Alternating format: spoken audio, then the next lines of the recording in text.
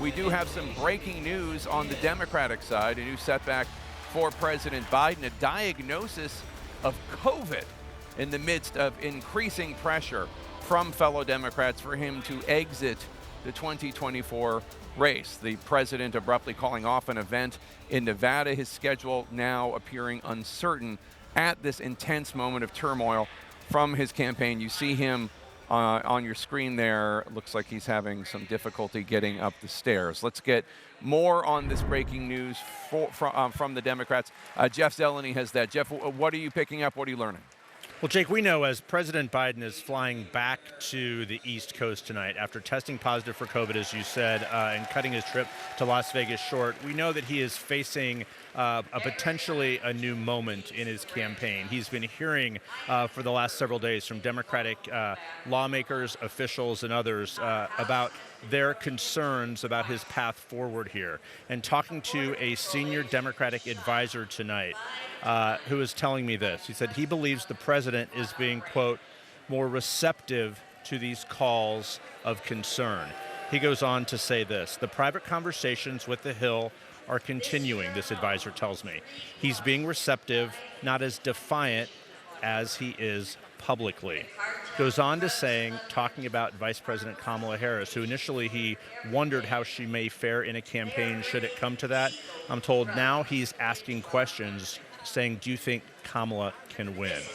Again, this advisor offers caution, saying this: it is still unclear where he's going to land, but he seems to be listening.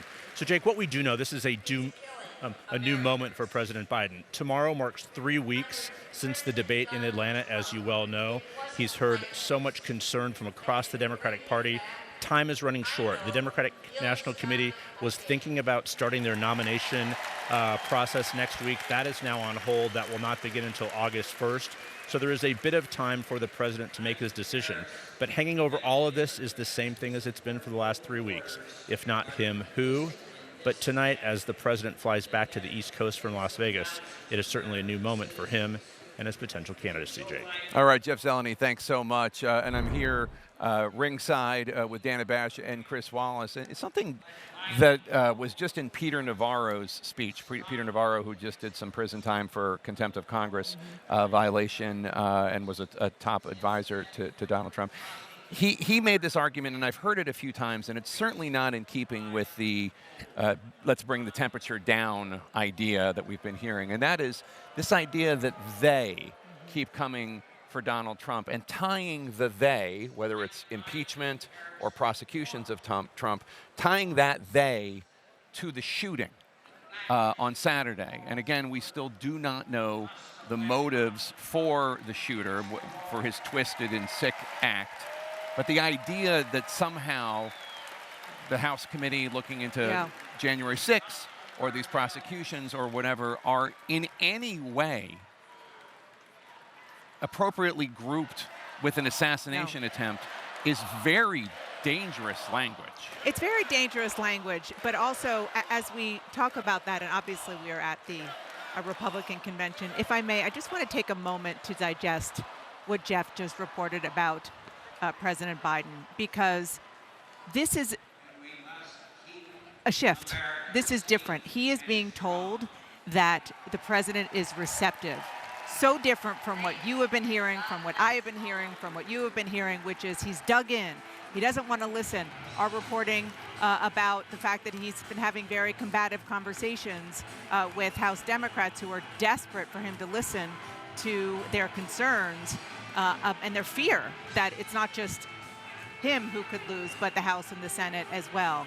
And this seems to be a potential, again, he was very cautious, but a potential turning point, that there is even a remote possibility that the door is opened this much is something we have not heard up until right now. But look at the situation. His political support is falling away. There's a report from ABC News that Chuck Schumer, the Senate Democratic leader, came in sometime in the last couple of days and said it would be better if you dropped out.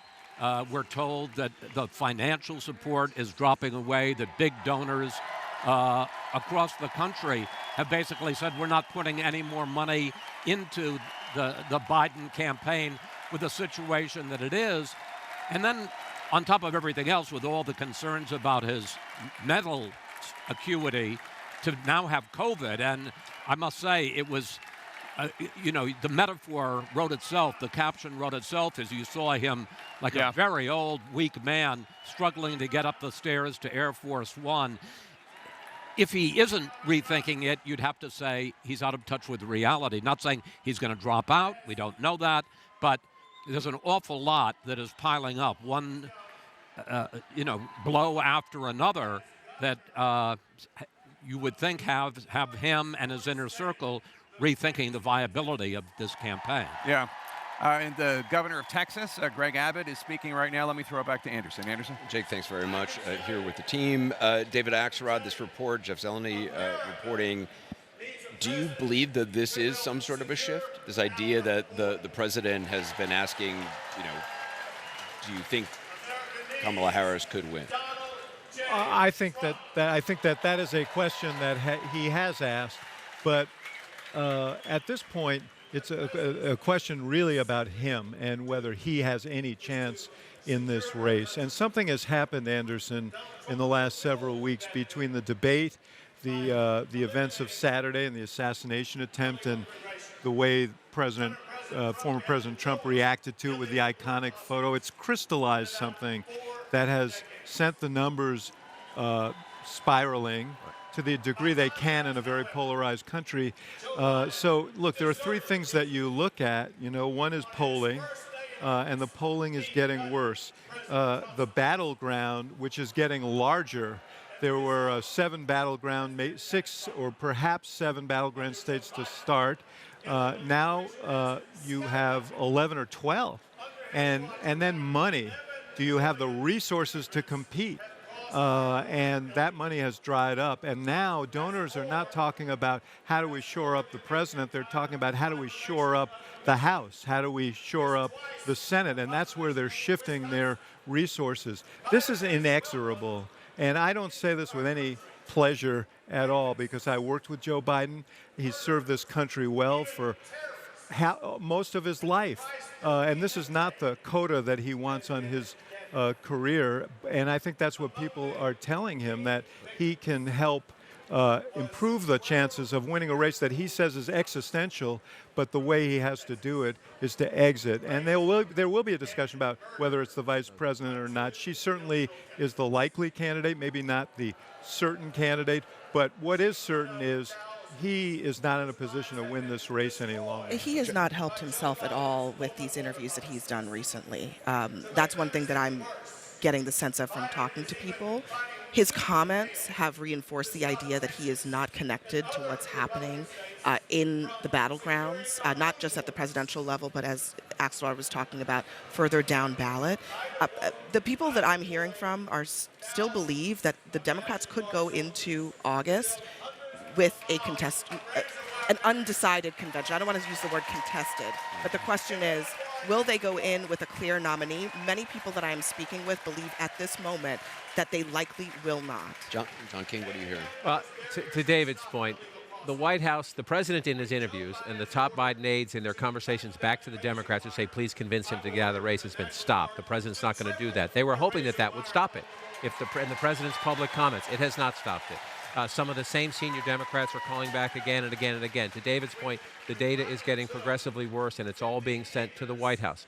We have zero indication the president is ready to say, okay, let's talk about this. But people who are in touch with his inner circle say the conversations with them in the last 24 hours or so are a little bit different.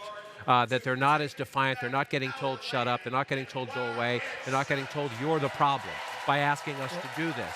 Now, does that mean the president's getting the message? We don't know that. We do know, it's sad the President of the United States has COVID, but we now know he's off the road. He's going to be back in Delaware. His wife is going there as well. So if there are going to be these conversations and people are going to try to break through with him in the place he's most comfortable, home in Delaware would be the place to do it.